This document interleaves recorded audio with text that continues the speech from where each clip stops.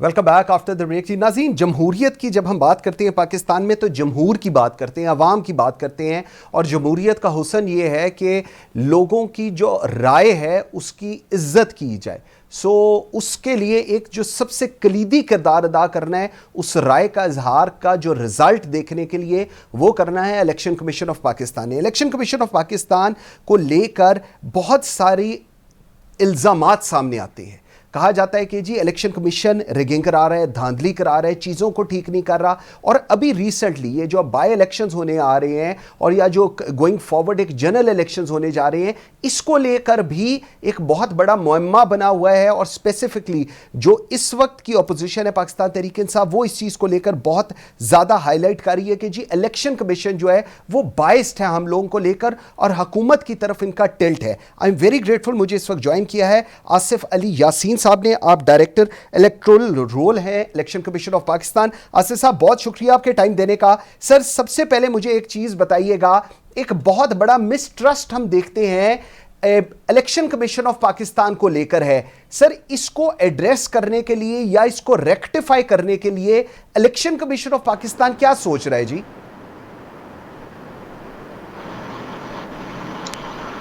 जी, बिस्मिल्लाहिर्रहमानिर्रहीम।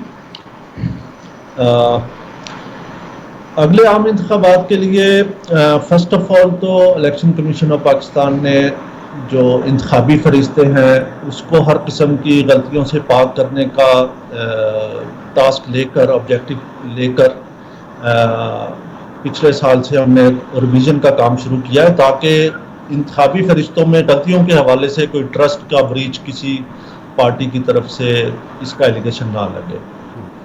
तो जो दूसरे जो अगर बाई इलेक्शन के हवाले से आपका सवाल है तो डेफिनेटली वो भी जो है एज पर लॉ होने जा रहे हैं और एज पर कॉन्स्टिट्यूशन जिस तरह इलेक्शन कमीशन का मैंडेट है उसी तरह इंशाल्लाह होंगे। इसमें किसी के कोई बायस किसी के साथ भी नहीं होगी। ओके जी आसिफ साहब, 8300 ये आप लोगों का वो नंबर है जिसके ऊपर मैसेज किया जाता है और बताया जाता है कि जी आपका हल्का कहाँ पर है, आपने वोटिंग कहाँ पर करनी है।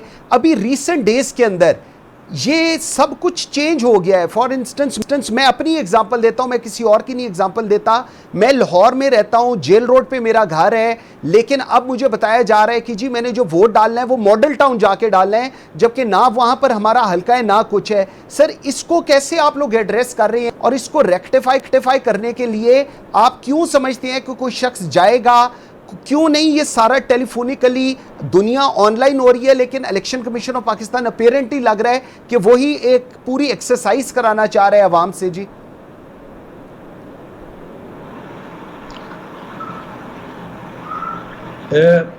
एक्चुअली जो ऑनलाइन का मैकेनिज्म है, जो हमारा इलेक्शंस एक्ट है 2017, वो ऑनलाइन मैकेनिज्म को सपोर्ट नहीं करता।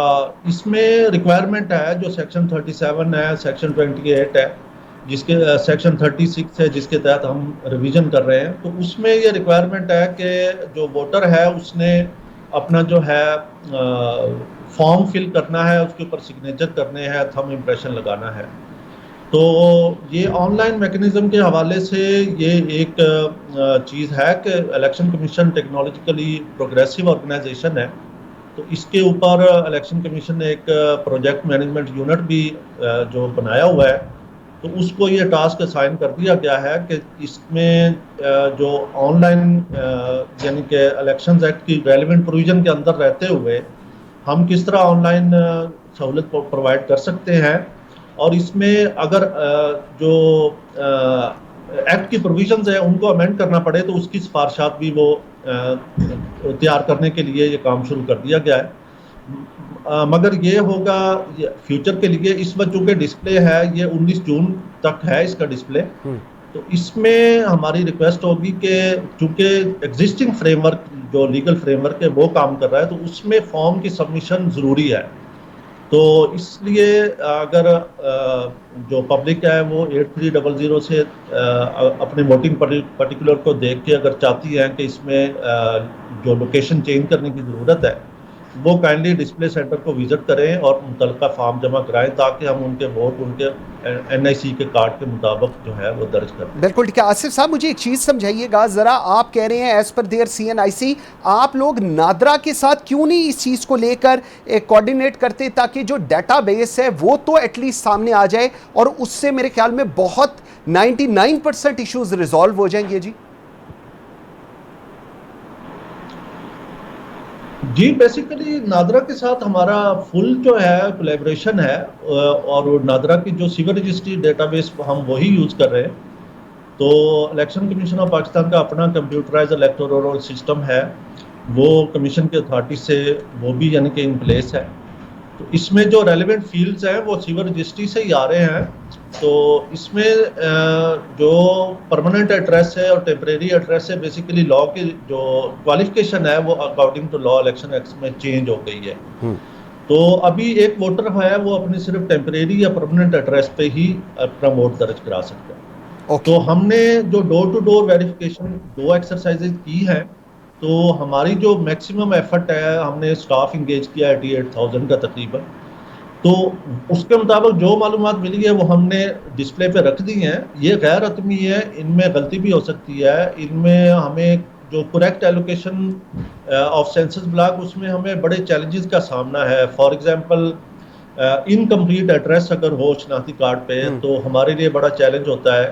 फॉर एग्जांपल अगर मजंग है, शनाख्ती कार्ड के ऊपर मजंग अपीयर हो रहा है, मगर मजंग में एक्चुअली उधर 10, 12, 15 इलेक्टोरल एरिया सेंसस ब्लॉक हो सकते हैं। इस हवाले से हमें जो यानी कि इसीलिए ये डिस्प्ले की गई है, ताकि किसी को भी कोई इतराज़ हो तो वो अपना फॉर्म जमा कराए, ताकि हम करेक्ट एलोकेशन कर सकें। ओके, रिजर्व सीट्स पे ये जो पंजाब की आजकल चल रहा है, जिसको लेकर बहुत सारा इश्यूज है, और पाकिस्तान तहरीक इंसाफ कह रही है कि जी आपने वो 5 सीट्स अनाउंस नहीं कर रहे, जबकि आपने उसको टैग अलॉन्ग कर दिया है कि जी बाय इलेक्शंस होंगे उसके बाद हम करेंगे, जबकि एज पर जो प्रोसेस है अगर 5 लोग निकल गए हैं तो नेक्स्ट 5 को नोटिफाई कर देना चाहिए। सर क्यों नहीं हो रहा? ये तो basically election commission of Pakistan ने बाकायदा इसकी हेयरिंग की है और पार्टीज को सुन के इसके ऊपर अपना फैसला दिया है। तो बिल्कुल वो इन अकॉर्डेंस विद कॉन्स्टिट्यूशन और जो इलेक्शंस एक्ट है सेक्शन 104 उसके इन अकॉर्डेंस उसकी बिल्कुल कंफॉर्मिटी में है। तो ये तो एक जो है क्लियर चीज़ है कि जो इलेक्शन कमीशन ऑफ पाकिस्तान अपना स्पीकिंग ऑर्डर इस पे पास कर चुका है। तो अब इससे क्या हम एक्सपेक्ट करें? इसका फैसला अब बाय इलेक्शंस होंगे उसके बाद ही आएगा जी इन चीज़ों को लेकर आगे?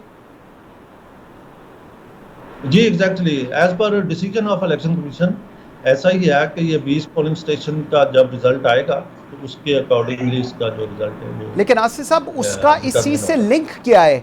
मैं सिर्फ वो समझने से कासिर हूं कि उन बाय इलेक्शंस का इसके साथ लिंक क्या होगा जी?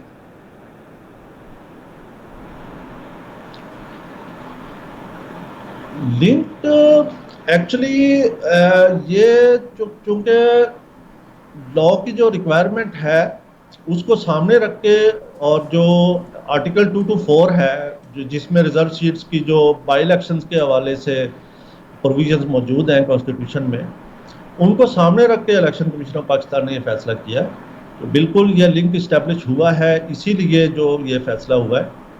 और ये एक स्पीकिंग ऑर्डर है, अगर किसी को रिजर्वेशन है तो definitely it can be challenged in court of law. ठीक है, 2017-18 हल्का बंदियों को लेकर भी अब आ रहे हैं, और उसके बाद कंसेंसस के बाद जो रिजल्ट्स आए उसके ऊपर डीलिमिटेशंस हो गई। अब फाटा और इन चीज़ों को लेकर दोबारा डीलिमिटेशंस हुई हैं, जबकि सेंसस नहीं हुआ अभी, तो उसको लेकर काफ़ी सारे हल्के कम हो गए हैं। और ये कहा जा रहा है कि जी इलेक्शन कमीशन जो है वह हुकूमत का साथ दे रही है और वो इसलिए डीलिमिटेशंस दोबारा कर रही है, जबकि अभी तक सेंसस नहीं हुआ था तो ज़रूरत ही नहीं थी इस वक्त करने की फाटा को लेकर जी।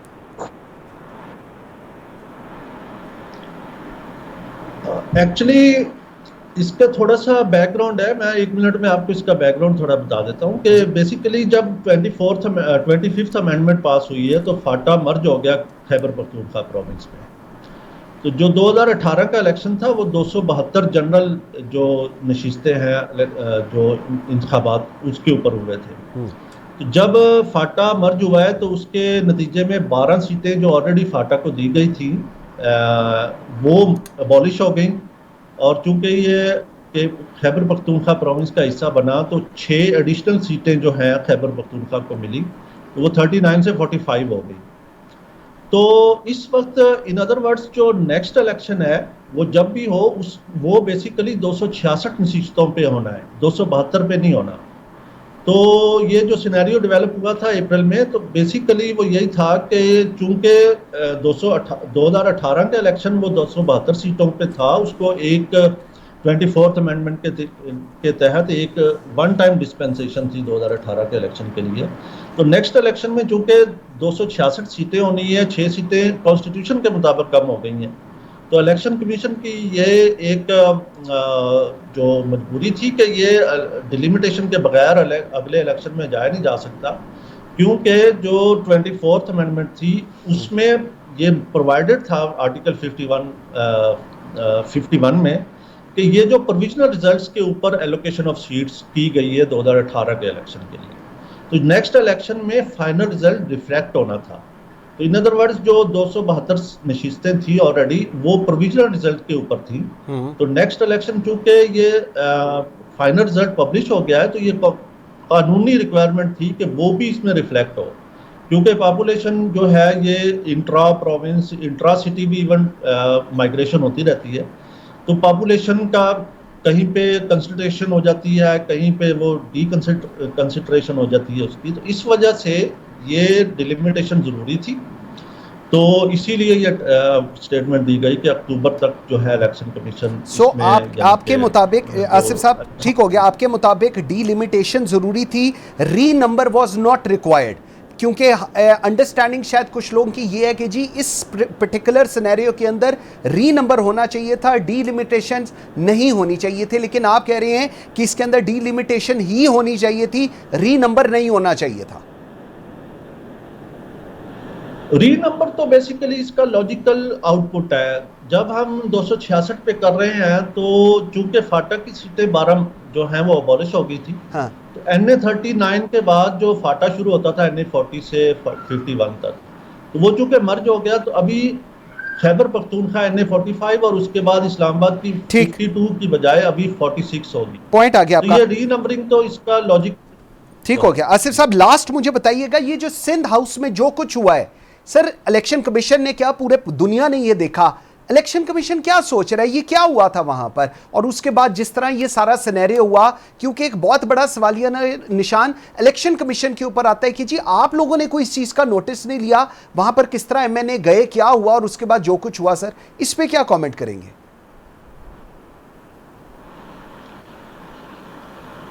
बेसिकली जो डिफेक्शन क्लॉज है वो आर्टिकल 63A में है। उसमें है कि अगर डिफेक्शन की कोई इंसिडेंट होता है तो वो स्पीकर के पास रेफरेंस आएगा पार्टी हेड की तरफ से, और स्पीकर उसको इलेक्शन कमीशन को भेजेगा। तो एज पर कॉन्स्टिट्यूशन तो जो स्पीकर ने जब रेफरेंस भेजा है तो इलेक्शन कमीशन ने उसको कंसीडर किया है और उसके ऊपर अपना जो आर्डर भी पास किया है। तो जो कॉन्स्टिट्यूशन की स्कीम है उसके तहत तो जो स्पीकर ने भेजना था उसी वक्त इलेक्शन कमीशन ने एक्शन लेना था। तो उसके डायरेक्टली इलेक्शन कमीशन इसको कुछ नहीं। वैसे ओवरऑल आपका अपना क्या व्यू पॉइंट है, ये ठीक हुआ जो कुछ हो रहा होता है जी इस तरह का? नहीं, एक्चुअली इलेक्शन कमीशन तो पिक्चर में उस वक्त आएगा ना जब स्पीकर जो है यानी कि या चेयरमैन है जो भी हैं, यानी कि जो 63A की डिफेक्शन में अगर आते हैं, अगर सेनेट का है तो वो चेयरमैन सेनेट भेजेगा रेफरेंस। तो वो जब रेफरेंस आएगा इलेक्शन कमीशन के पास तो इलेक्शन कमीशन की कॉग्निजेंस तो उससे शुरू होती है बेसिकली। बिल्कुल ठीक है। Asif Ali Yasin Sahab, thank you very much जी एटफुल फॉर योर टाइम। आपको इंशाल्लाह जी दोबारा तकलीफ देते रहेंगे। व्यूअर्स, आज के लिए इतना ही। मुझे मंसूर आजम काजी को दीजिए इजाज़त। अल्लाह हाफ़िज़।